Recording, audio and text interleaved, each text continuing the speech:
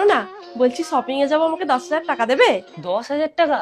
10,000 টাকায় আজকাল শপিং হয়? তুমি 50,000 টাকা নিয়ে যাও। টাকা তো গাছে ফলে, নাড়াবো আর পড়বে।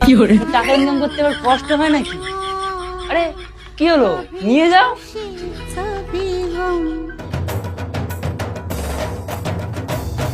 কি করছো বলো তো তখন থেকে?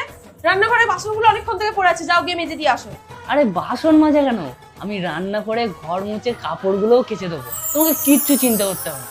আর এই অফিসের কাজগুলো স্বর্গ থেকে আমার দাদু এসে করে দিয়ে যাবে।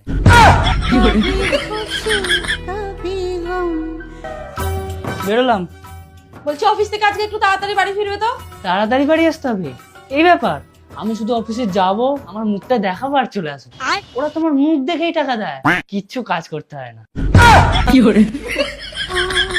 कभी खुशी कभी गम